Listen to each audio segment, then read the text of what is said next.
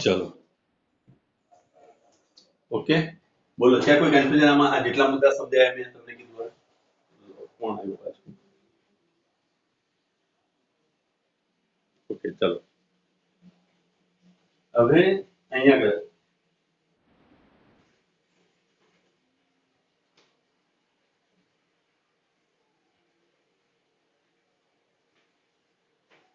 ચુંબકના ગુણધર્મો વિશે આપણે જોઈએ બરાબર ગજ્જો ચુંબક આ ગજ્જા ચુંબક વિશે તમે ઓલરેડી જાણો છો દાખલા તરીકે ગજ્જો ચુંબક તમે લો ગજ્જો ચુંબક છે દાખલા તરીકે અહીંયા છે ને S છે તો અહીંયા પરથી તમે જોઈ શકો કે N માંથી ક્ષેત્રરેખા નીકળે છે S ની અંદર અહીંયા દાખલ થાય અને પછી N થી S તરફ અહીંયાથી આમ જઈ શકે આ ક્ષેત્રરેખાઓ આ રીતે તમે લોખંડનો ભૂકો જ્યારે નાખશો તો આ રીતે તમને ક્ષેત્રરેખાઓ જોવા મળશે N માંથી ક્ષેત્રરેખા હંમેશા નીકળતી હશે અને S માં દાખલ થતી તમને જોવા મળશે આ રીતનું તમને લોખંડનો ભૂકો આજુબાજુ નાખશો તો આ રીતનું તમને સિચ્યુએશન જોવા મળશે આ N ધ્રુવમાંથી ક્ષેત્રરેખા નીકળે છે માટે હું N ધ્રુવને હંમેશા વિચારીશ અને પોઝિટિવ વિચારીશ અને S ની અંદર અહીં દાખલ થાય છે માટે એને નેગેટિવ આપણે વિચારીએ આ બે વસ્તુ ક્લિયર થઈ ગજ્જા ચુંબક વિશે કે ગજ્જા ચુંબકની આજુબાજુ તમે લોખંડનો ભૂકો નાખશો તો તમને આવું કંઈક જોવા મળે છે અને આને કારણે આપણે એવું કહી શકીએ છીએ કે આ N ધ્રુવ જે છે એમાંથી ક્ષેત્રરેખા જાણે નીકળતી હોય ને S માં અહીંયા દાખલ થઈ અને અંદરની તરફથી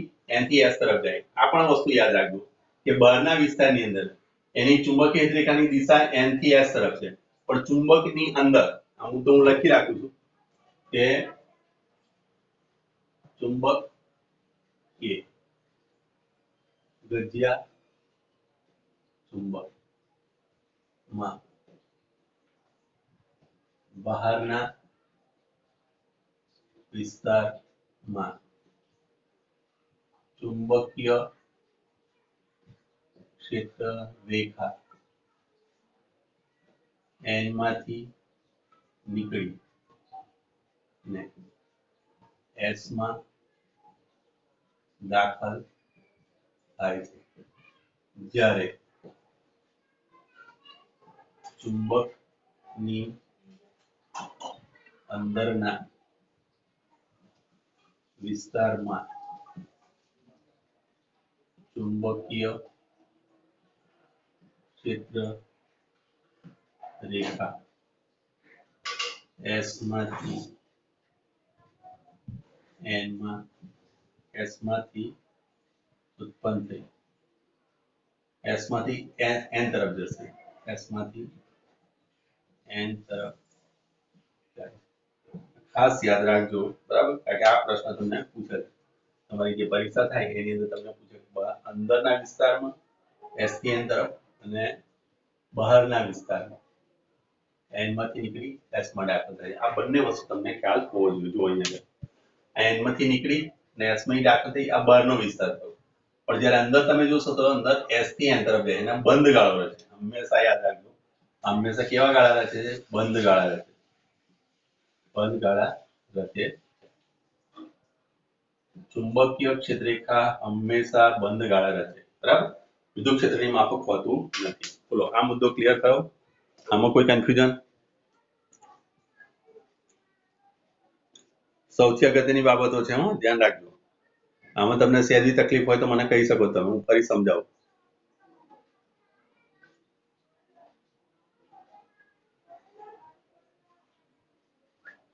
હેલો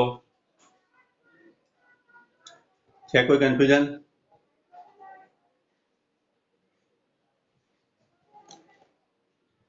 ઓકે ચલો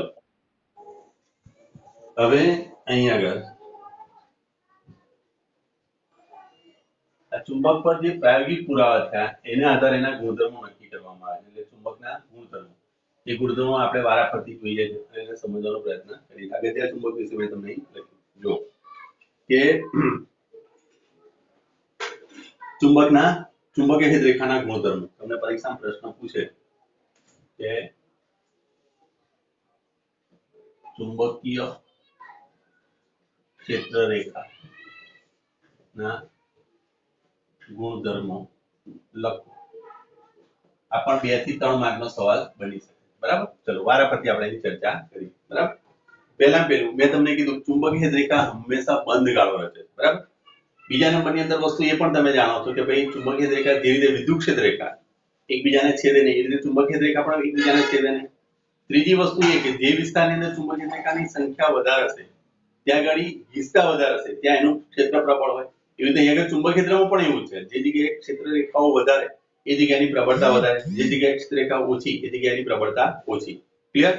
હંમેશા યાદ રાખજો કે ક્ષેત્ર રેખા હંમેશા કદી પણ એકબીજાને છેદે નહીં. છેદે તો એને બે દિશા હોય અને એક ક્ષેત્રને કદી બે દિશા હોઈ શકે નહીં. તો આ બધી વસ્તુને આવરી લઈને એના ગુણધર્મો બતાવે છે. તો ચુંબકીય રેખાના ગુણધર્મો લખો. બરાબર? તમારે સાબિત કરવાના નથી, આ પ્રાયોગિક પુરાવાના આધારે છે. માટે અહીંયા આગળ આપણે લખી શકીએ છીએ. પહેલો જ ગુણધર્મ, કોઈ એક ચુંબકની ચુંબકીય રેખા સતત બંધ ગાળા રચે છે. આ બાબત વિદ્યુત ડાયપોલ કે જે ક્ષેત્ર રેખાઓને ધનમાંથી ઉદ્ભવી અને ઋણમાં અંત પામતી હોય અથવા તો અનંત અંત સુધી ફેલાતી હોય તેવી નથી. આ વસ્તુ પહેલી ક્લિયર કરી લો કે ચુંબકીય રેખા, પહેલું ચુંબકીય ક્ષેત્ર રેખા હંમેશા બંધ ગાળા રચે છે. બંધ ગાળા રચે છે. બરાબર? પેલાની અંદર આપણે વિદ્યુત ક્ષેત્ર જેવું નથી, વિદ્યુત ક્ષેત્ર રેખા જેમ નથી. વિદ્યુત ક્ષેત્ર રેખાની જેમ હોતું નથી. ધેટ મીન્સ કે પ્લસ માંથી એવું નીકળે અને માઇનસ માં દાખલ થાય આ રીતે અહીંયા આગળ, અને પછી આમ અનંત અંતર સુધી પણ અનંત અંતરથી પણ આવે. પણ અહીં તમે જોઈ શકો કે એક જ બંધ ગાળો રચ્યો, બીજો બંધ ગાળો રચાતો નથી. આ ક્ષેત્ર રેખા આમ પણ જઈ શકે. તો એવી પરિસ્થિતિ અહીંયા આગળ નથી. અહીંયા આગળ શું હોય, એક n હશે ને કે s હશે. બરાબર? n માંથી ક્ષેત્ર રેખા જેટલી નીકળી એ બધી s માં આવશે. આ રીતે અહીં તમે જોઈ શકો કે s માં અહીંયા આગળ આવી, s માંથી પાછી કઈ તરફ જશે? n તરફ જ જશે. એ રીતે અહીંયા આગળથી એક બીજી ક્ષેત્ર રેખા નીકળી અહીંયા આગળ આવશે, s ની અંદરથી ફરી પાછી અહીંથી દાખલ થશે. બીજી એક ક્ષેત્ર રેખા અહીંયા આગળથી આવે છે, અહીં દાખલ થાય છે. ત્રીજી અહીંયા આગળ દાખલ થાય છે. એનો મતલબ એ થયો કે ક્ષેત્ર રેખા દાખલ થઈ કે અહીંયા આગળથી 4 નીકળે છે, તો 4 જ અહીં દાખલ થાય છે. અહીંયા આગળ એવું નથી. તો વિદ્યુત ક્ષેત્ર અને ચુંબકીય ક્ષેત્ર વચ્ચેનો તફાવત થઈ ગયો. મેન કોઈ તમને પૂછે વાયવાની અંદર અથવા તો કોઈ પણ પરીક્ષામાં જ્યારે પૂછે કે ભાઈ વિદ્યુત ક્ષેત્ર અને ચુંબકીય ક્ષેત્રમાં તફાવત, તો તફાવત વાસ્તવમાં કશું જ નથી. વિદ્યુત ક્ષેત્ર હશે તો ચુંબકીય ક્ષેત્ર આવવાનું. પણ સવાલ એ છે કે આ બંનેની ક્ષેત્ર રેખાઓ અલગ અલગ છે. અહીંયા આગળ તમે જોઈ શકો કે અહીંયા આગળ બંધ ગાળો ભાગ્યે જ રચાય. બરાબર? અહીંયા આગળ એકાદ બંધ ગાળો રચાશે, પણ બાકી બધી ક્ષેત્ર રેખાઓ ક્યાં જાય? અનંત અંતરે જાય. જ્યારે અહીંયા આગળ તમે જોઈ શકો છો કે આ ક્ષેત્ર રેખા કદી પણ અહીં તમે જોશો જે 4 ક્ષેત્ર રેખા નીકળી એવી 4 અંદર દાખલ થાય. માની લો કઈ 5 પણ નીકળે તો એ 5 એ રીતે દાખલ થશે. માની લો કે છઠ્ઠી પણ તમે કાઢી દો તો એ પણ અહીં દાખલ. જેટલી માની લો કે અહીંયા આગળ ઇન્ફાઇનાઇટ નીકળી તો અહીં ઇન્ફાઇનાઇટ દાખલ થઈ જાય. એનો મતલબ એ થયો કે આ હંમેશા બંધ ગાળો રચે છે. બરાબર? જ્યારે અહીંયા તમારે બંધ ગાળો ના રચે. બરાબર? તો આ બંને વચ્ચેનો તફાવત થયો. ક્ષેત્ર રેખા, ચુંબકીય ક્ષેત્ર રેખા હંમેશા બંધ ગાળો રચે, જ્યારે વિદ્યુત ક્ષેત્ર હંમેશા બંધ ગાળો રચતી નથી. આ બેનો મુખ્ય તફાવત થઈ ગયો. બરાબર? તો એક વાર તમને આ તફાવતના સંદર્ભમાં પૂછે કે ભાઈ વિદ્યુત ક્ષેત્ર રેખા અને ચુંબકીય ક્ષેત્ર રેખા ને સરખાવો અથવા તો એમનો ભેદ રજૂ કરો, વચ્ચેનો તફાવત રજૂ કરો, સરખાવો, તફાવત રજૂ કરો, એવું પણ તમને પૂછી શકે છે. બરાબર? ચલો સેકન્ડ મુદ્દો, ક્ષેત્ર રેખાઓ પર કોઈ બિંદુએ દોરેલો સ્પર્શક તે બિંદુએ પરિણામી વિદ્યુત ક્ષેત્રની દિશા દર્શાવે. જેવી રીતે અહીંયા આગળ તમે કોઈ પણ દિશાએ તમે ચુંબકીય ક્ષેત્રને સ્પર્શક દોરશો, અહીં સ્પર્શક દોરશો તો હંમેશા કઈ દિશા બતાવશે? આ પરિણામી ચુંબકીય ક્ષેત્રની દિશા બતાવશે. ચુંબકીય ક્ષેત્રની પરિણામી ચુંબકીય ક્ષેત્ર બતાવશે. સેકન્ડ મુદ્દો આપણને શું બતાવે? એનો કોઈ પણ ક્ષેત્ર રેખાએ દોરેલો સ્પર્શક આ દિશામાં દોરશો તો પણ આ દિશામાં બતાવશે. આ દિશામાં અહીંયા આગળ તમને ચુંબકીય ક્ષેત્રની દિશા બતાવશે. ક્લિયર? આ દિશામાં આ દિશા તમારી પરિણામી દિશા બતાવશે, તો પરિણામી દિશા બતાવે તો સ્પર્શક હંમેશા શું બતાવશે? પરિણામી દિશા બતાવે. બરાબર? અહીં તમને ક્ષેત્ર રેખા હું તમને એક દોરીને બતાવું એટલે થોડો તમને અંદાજ આવશે. બરાબર? ચલો આ ક્ષેત્ર રેખા આપણે દોરેલી છે. ચલો એના પછી થર્ડ મુદ્દો, ત્રીજો મુદ્દો શું છે? હવે જુઓ આ પોઈન્ટ આગળ તમે જોઈ શકો છો. આ પોઈન્ટને હું 1 નંબર કહું છું અને આને 2 નંબર કહું છું. ધ્યાન રાખજો, 1 અને 2 આપણે જોઈએ કે એનો મીનિંગ શું થાય છે આગળ જોઈએ છે. બરાબર? ચલો જેમ એકમ ક્ષેત્રફળમાં પસાર થતી ક્ષેત્ર રેખાઓની સંખ્યા વધુ તેમ ચુંબકીય ક્ષેત્ર B નું મૂલ્ય મોટું. આકૃતિ A માં 1 અને 2 નો વિસ્તાર તમે જુઓ. આ 1 નંબર અને 2 નંબરનો તમે જુઓ. અહીંયા આગળ ગીચતા વધારે છે, આ જગ્યાએ ગીચતા વધારે છે.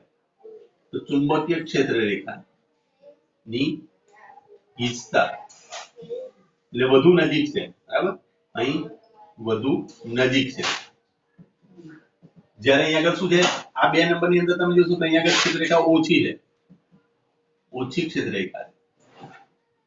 અહીંયા આગળનું ક્ષેત્ર એ આના કરતા પ્રબળ હશે. આગળ આપણે વિદ્યુત ક્ષેત્રરેખા આપણે ભણી ગયા. વિદ્યુત ક્ષેત્રરેખાની અંદર પણ શું હતું, જે જગ્યાએ જથ્થો વધારે છે, જે જગ્યાએ એકમ ક્ષેત્રફળની સંખ્યા વધારે, એ જગ્યાએ ક્ષેત્ર વધારે પ્રબળ. એવી રીતે અહીંયા આગળ પણ તમે કહી શકો ક્ષેત્રરેખાની પ્રબળતા એનો સીધો સંબંધ ક્ષેત્રરેખાની સંખ્યા પર છે, બરાબર? ચલો એના પછી જુઓ, ચુંબકીય રેખા એકબીજાને છેદતી નથી, કારણ કે છેદે તો ચુંબકીય ક્ષેત્રને દિશા છેદન બિંદુ પાસે અનન્ય ન હોય. એટલે કે અહીંયા આગળ જો દાખલા તરીકે આ ક્ષેત્રરેખા નીકળી આમ છેદતી હોય તો એક દિશા આમ જશે અને એક દિશા આ તરફ જશે. અહીં તમને હું રેડ પેનથી બતાવું. દાખલા તરીકે કોઈ જગ્યાએ જો છેદે આ રીતે તો શું પરિસ્થિતિ થશે? દાખલા તરીકે આ ક્ષેત્રરેખા નીકળી, આ ક્ષેત્રરેખા નીકળી અહીંયા આગળ આમ નીકળે અને ક્ષેત્રરેખા આમ જાય, તો અહીં આ છેદન બિંદુ થયું. તો છેદન બિંદુ આગળ તમે જોઈ શકો છો કે મેં હમણાં શીખવાડ્યું કે સ્પર્શકની દિશામાં હંમેશા હોય તો આ એક સ્પર્શક અહીં દોરો અને એક સ્પર્શક અહીં આગળ દોરો. તો અહીંયા આગળ તમે એક જ બિંદુ આગળ બે દિશા થાય, જે શક્ય નથી. અહીંયા આગળ આ B1 ની દિશા થઈને આ B2 ની દિશા થાય, જે શક્ય નથી, જે શક્ય નથી. માટે તમે કહી શકો બે ક્ષેત્રરેખા કદી છેદે નહીં. એ વિદ્યુત ક્ષેત્ર જેવી સેમ પ્રોપર્ટી છે. અહીંયા આગળ તમે જોશો જેટલી બી મેં ગુણધર્મો બતાવ્યા વિદ્યુત ક્ષેત્ર અને ચુંબકીય ક્ષેત્રના બધા સમાન છે, સિવાય આ એક જ જુદો પડે. માટે મેં આગળ એક અલગ તારવીની આગળ લખેલું છે કે પહેલા નંબરનો ગુણધર્મ એકલો જ જુદો પડે, બાકીના તમામ ગુણધર્મ એના વિદ્યુત ક્ષેત્ર જેવા જ છે.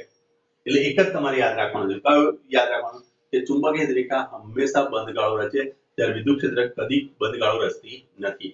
અને આ તફાવત છે આ બે વચ્ચે. બાકીના બધા જ એના ગુણધર્મો સમાન છે, બરાબર? જોઈ લો, આની અંદર કોઈ જગ્યાએ તમને લાગે સમજવા જેવું છે, સમજ નથી પડી તો હું તમને ફરી રિપીટ કરું. આ ચારે ચાર ગુણધર્મો જોઈ લોજો, બરાબર? અને એને ધ્યાનથી જુઓ, બરાબર?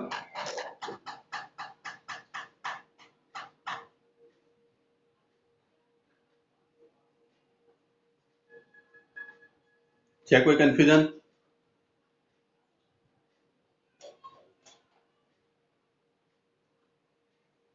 હેલો, ઓકે ઓકે, ચલો તો પછી આગળનો આપણે ચર્ચા કરીએ. હવે સોલેનોઇડ અને ગજિયા ચુંબકમાં આમ જોવા જઈએ તો કશો જ ફરક નથી. સોલેનોઇડ ની અંદર પણ શું છે કે ચુંબકીય ક્ષેત્ર આપણે ઉત્પન્ન કરીએ છીએ એની અક્ષ પર, અને ગજિયા ચુંબકને પણ એ રીતે જ અક્ષ પર ને વિષુવવૃત્ત પર આપણે ચુંબકીય ક્ષેત્ર ઉત્પન્ન કરી શકીએ છીએ. તો ગજિયા ચુંબક અને સમતુલ્ય એટલે કે એને સમરૂપ. દાખલા તરીકે તમે આ લઈ લો, એક ટુકડો છે અહીંયા આગળ, આ n છે ને અહીંયા આગળ s છે.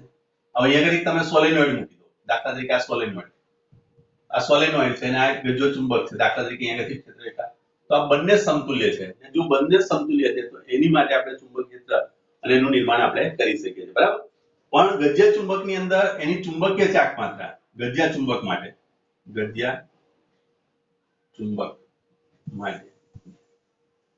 ચુંબકીય ચાક માત્રા, બરાબર? એને લખીએ છીએ આપણે 2L into એનો ચુંબકીય ધ્રુવમાન, બરાબર? આપણે આગળ જતા ભણવાનું જે રીતે આપણી જોડે વિદ્યુત ભાર આવે ડાયપોલ મોમેન્ટ P બરાબર આપણે લખીએ 2A into Q. એવી રીતે ગજિયા ચુંબકની દાખલા તરીકે આ ગજિયો ચુંબક છે એની અહીં આગળની લંબાઈ 2L છે. તો આનું ધ્રુવમાન દાખલા તરીકે આનો જે વિદ્યુત ભાર હોય એને આપણે લખીએ તો 2L. અહીં જે રીતે Q આવે તે રીતે અહીં આગળ ચુંબકીય વિદ્યુત ભાર, અને આપણે આ ચુંબકીય વિદ્યુત ભાર વડે એની ચુંબકીય ચાક માત્રા ધ્રુવમાન અહીં આગળ એ લોકો લગભગ E વડે દર્શાવે છે. આ તમારા સિલેબસમાં નથી પણ આ વસ્તુ થોડી યાદ રાખજો. જે રીતે અહીં આગળ વિદ્યુત ડાયપોલ મોમેન્ટ હોય છે એવી રીતે આ ચુંબકીય ચાક માત્રા પણ હોય છે. આ ચુંબકીય ડાયપોલ મોમેન્ટ છે, આ વિદ્યુત ડાયપોલ મોમેન્ટ છે. આ બંને એકબીજાને સમતુલ્ય છે, બરાબર?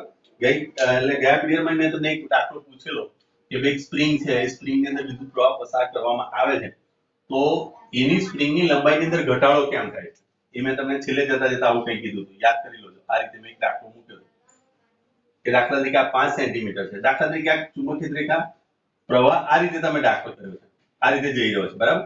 તો આ બાજુથી જ્યારે તમે જોશો તો આ બધું તમને S દેખાશે, પણ S ની સામે એની પાછળની સાઈડ હંમેશા શું રચાય? N રચાય.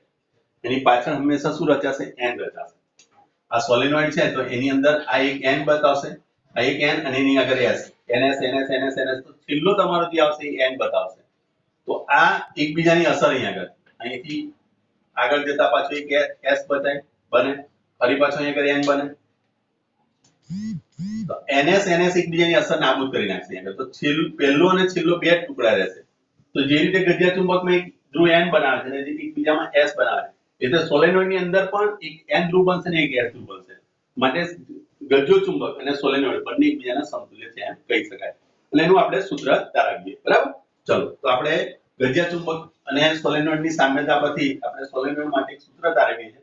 એની અક્ષ પર અને વિષુવવૃત્ત રેખા માટેનું પણ આપણે સૂત્ર તારવીશું. બરાબર? તો દાખલા તરીકે ધારો કે હવે એક આપણે અહીંયા આગળ સોલેનોઇડ મેં લીધેલો છે. એક સોલેનોઇડ બતાવેલો છે આપણે. એના અહીંયા આગળ બરાબર dx જેટલો ભાગ આપણે કન્સિડર કર્યો. દાખલા તરીકે આ એનું મધ્ય બિંદુ છે. એક dx ખંડ મેં વિચાર્યો. બરાબર, નાનો ખંડ આપણે વિચાર્યો x અંતરે dx ખંડ જેટલો વિચાર્યો છે. અહીંયા આગળ કોઈ બિંદુ p છે. p પાસે મારે ચુંબકીય ક્ષેત્ર શોધવું છે. બરાબર? p પાસે અક્ષ પર. તો અહીંયા તમે અક્ષ પર ચુંબકીય ક્ષેત્ર શોધવું છે આપણે અક્ષ પર. બરાબર? ચલો આપણે એવું વિચારીએ કે એકમ લંબાઈ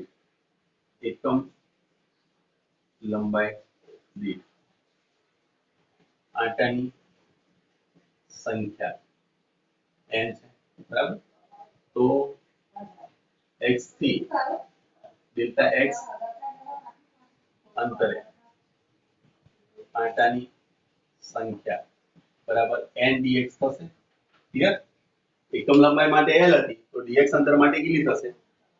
ni થશે. ધારો કે આની ત્રિજ્યા સોલેનોઇડની ત્રિજ્યા આપણે a લઈએ છીએ. ધારો કે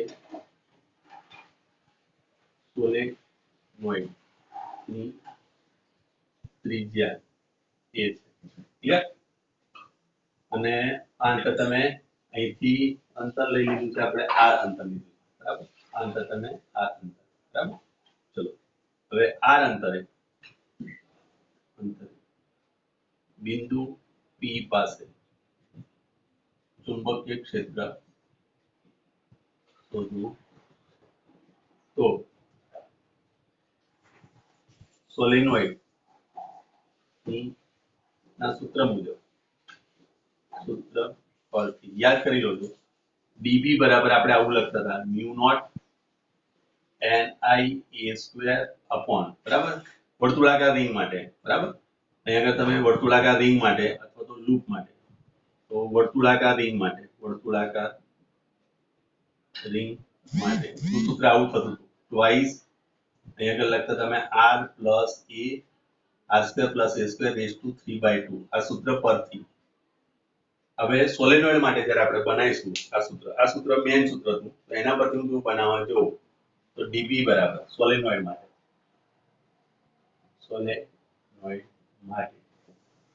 db બરાબર બધા સૂત્ર જો આગળના આવડતા હશે તો તમને આવડશે. બરાબર લખાશે mu naught n dx બરાબર n dx I a square upon twice. બરાબર? હવે જો આ અંતર તમારું દાખલા તરીકે આ x અંતર છે. બરાબર? તો આખું અંતર તમારું r હતું તો આટલેથી આટલું અંતર થશે r - x થશે.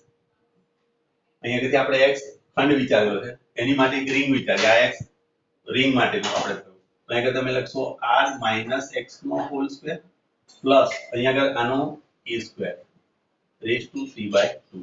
બરાબર? હવે આનો જવાબ લાવવા માટે આપણે ત્રિકોણમિતિય વિધિનો ઉપયોગ કરી શકીએ અને આનો જવાબ પણ લાવી શકીએ છીએ. બરાબર? પણ આપણે અત્યારે એનું સાબિતી આપવાની નથી. ચોપડીમાં તમને ચોખ્ખું લખેલું છે કે આની સાબિતી તમારે આપવાની જરૂર નથી. કારણ કે અહીંયા આગળ તમે જોઈ શકો છો આ જે અંતર બતાવશે અહીંયા આગળથી આ જે અંતર જે બતાવશે એ અંતર આની સાપેક્ષે વધારે છે માટે એને આપણે અવગણી નાખીશું. આને અવગણી નાખીશું ને x ને પણ અવગણીએ તો રેઝ ટુ 3/2 જ રહેશે તમારી જોડે. બરાબર? આ જે વસ્તુ છે એનો તમે ત્રિકોણમિતિય વિધેયથી તમે ઉકેલ લાવી શકો છો. તો તમને આપેલું છે એની અંદર છેલ્લે જો તમને આપેલું છે અહીંયા આગળ છેલ્લી લાસ્ટ લાઈનો છે એની અંદર તમને આપેલું કે આ સંકલનનો ઉપયોગ તમે ત્રિકોણમિતિય વિધિનો ઉપયોગ કરીને કરી શકો છો. પણ એ તમારા સિલેબસમાં નથી. એ તમારે લાવવાનું નથી. અને બીજી વસ્તુ અહીંયા આગળ તમને કીધું છે કે r is greater than l a છે અને r is also greater than greater than L. L એટલે ચુંબકની લંબાઈ. ચુંબકની લંબાઈ આના કરતા વધારે હોવાથી એ સંજોગોની અંદર હવે આનું આપણે જો સંકલન કરવા જઈશું એટલે અહીંયા આગળ તમારી જોડે થશે r - x નો whole square plus a square raise to 3/2 છે is approximately equal to r cube લખાય. આની સાપેક્ષમાં આને અવગણી નાખ્યો તો r સ્ક્વેર થઈ જશે. આને અવગણી નાખશો તમે આ મૂલ્ય ને આ મૂલ્ય તમે અવગણશો એટલે આ જે વસ્તુ જે છે આને અવગણી નાખશો અને આને અવગણી નાખશો એટલે r સ્ક્વેર એટલો રહેશે. r સ્ક્વેર સ્ક્વેર જતો રહેશે એટલે r ક્યુબ રહેશે. આ સમજ પડી? હેલો, અહીં તમે આનો મીનિંગ શું થયો? a ને અવગણી નાખો. બીજો કોને અવગણશો? તમે x ને પણ અવગણી નાખશો કારણ કે લેન્થ તમારી બહુ નાની છે. લેન્થ નો સીધો સંબંધ l સાથે એટલે કે x સાથે તો x પણ તમે અવગણશો તો આ બંને વસ્તુ અવગણી નાખે તો રેઝ ટુ સ્ક્વેર આને લાગશે તો સ્ક્વેર સ્ક્વેર ઉડી જશે રેઝ ટુ ક્યુબ એટલો જ રહેશે. આટલી વસ્તુ સમજ પડી? હેલો હેલો, તો આપણું સૂત્ર જે છે એ આવું થઈ જશે dB = mu naught ni dx a square upon r cube. Clear? અને આના પછી તમે mu naught ni a square બરાબર અને upon r cube ના સાઈડ પર લઈ લો ઇન્ટિગ્રેશન કરો dx બરાબર. ચલો dx ની તમારે અહીંયાથી વેલ્યુ અહીંયાથી તમારે પુટ કરવાની આવે એટલે x બરાબર તમે લખશો -l થી +l આ રીતે આવશે કારણ કે અહીંયા આગળ જે ગજ્જો ચુંબક જે છે એની તમે લેન્થ અહીંથી આ 2l લેન્થ માં આપી તો આ તમારી -l થશે આ બાજુની અને આ બાજુની તમારી +l કહેવાય ગજ્જા ચુંબક માટે. જ્યારે તમે લિમિટ મૂકશો તો -l થી +l એટલા માટે લઈએ કે ગજ્જા ચુંબક વચ્ચેનું અંતર એ twice l થાય તો l થી આગળ l થશે તો અહીંયા આગળથી તમારી જોડે ફોર્મ્યુલા આવશે b આ ઇન્ટિગ્રેશન લાગુ પડશે તો b mu naught ni a square upon y 2 cube અહીં 2 રહેશે આ 2 twice cube બરાબર twice cube બરાબર અને into x raised to -l plus l is equal to mu naught ni a square upon 2r cube into l minus l is equal to mu naught ni a square. આ l એટલા માટે લખ્યું છે કારણ કે આપણે solenoid ને ગજ્જા ચુંબક ને બંનેને સમતુલ્ય ગણ્યા છે તો સોલેનોઇડ ની જે લેન્થ છે એને અનુરૂપ અહીંયા ગજ્જા ચુંબક ની લેન્થ આપણે લઈ લીધી બંને બરાબર. ચલો એટલે twice l cube sorry r cube અહીંયા આગળ થઈ જશે 2l બરાબર. ચલો is equal to mu naught ni into pi a square upon અહીંયા આગળ લખી લઈએ આપણે 2r cube અહીંયા twice l બરાબર twice l into ni i લઈ લીધું બરાબર twice l ni બરાબર. આ જે વસ્તુ બતાવશે આ આખી વસ્તુ બરાબર એ આપણને બતાવશે શું? ડાયપોલ મોમેન્ટ l m બતાવશે. આના બરાબર લખાશે તો mu naught upon 2r cube into અહીંયા આગળ જો 2 વડે ગુણ્યા ફરી ગુણ્યા છે આપણે તો m આ તમારું b નું મૂલ્ય આવશે બરાબર. અને જો આને હું આ રીતે લેવા જાઉં mu naught upon 4 pi એ 4 pi મે ગુણે તો pi અંદર આવશે બરાબર. ચલો ફરી વાર જો ફરી પાછું ગડબડ થઈ જશે પ્રોબ્લેમ થશે. ચલો આપણે આટલે સુધી આયા. હવે મારે અહીંયા આગળ જોઈએ કે b નું વેલ્યુ કોની અંદર ચુંબકીય મોમેન્ટમાં લાવવું છે. ચુંબકીય મોમેન્ટ માટેનું સૂત્ર અહીંયા આગળ હું લખવા છે એટલે mu naught upon હું આગળ 2 pi r cube into ni pi a square pi વડે ગુણ્યા pi વડે ભાગ્યા મે into twice l બરાબર. પણ અહીં આગળથી જોઈ શકે છે કે twice l ni અને આ બધાની વેલ્યુ જે ખાલી m થાય છે મારે twice m લાવી છે તો અહીં 2 વડે ગુણીશ અને 2 વડે ભાગીશ તો અહીં શું થશે mu naught upon 4 pi r cube અને આખું જે પદ થાય છે આટલું પદ એને લખાય m અને આ બે આગળના ગુણી લીધા એટલે twice m એટલે અક્ષ પરનું ચુંબકીય ત્રણ માટેનું આ સૂત્ર આવ્યું. આપણે જે શોધવું છે અક્ષ પરનું ચુંબકીય ત્રણનું આ સૂત્ર આવે બરાબર. જો વિષુવ રેખા માટે હોત ઉપરની તરફ તો m ની જગ્યાએ આ twice ની જગ્યાએ હું m એકલો લખતો. યાદ કરી લો તો તમે વિદ્યુત ક્ષેત્રનું એક સૂત્ર લાયા છે E = aq upon kp twice kp upon r cube આ અક્ષ પર અને વિષુવ રેખા પર લાયા હતા આપણે kp upon r cube એ રીતે અહીંયા આગળ p ની જગ્યાએ m આવે છે, e ની જગ્યાએ mu upon 4 pi આવે છે. તો આનો ઉપયોગ કરીને તમે ચુંબકીય ક્ષેત્રના સૂત્ર તારવી શકો. જે વિદ્યુત ક્ષેત્રના સૂત્ર હતા એનો જ ઉપયોગ કરીને તમારે ચુંબકીય ક્ષેત્ર માટેના સૂત્ર લાવવાના. ચલો આટલેથી આ સૂત્રની અંદર આટલે સુધી સમજ પડી. આના બરાબર m લખાય. આ મેગ્નેટિક મોમેન્ટ બતાવે. આખા બરાબર ni pi a square into twice l. બરાબર? બોલો છે કોઈ કન્ફ્યુઝન આમાં?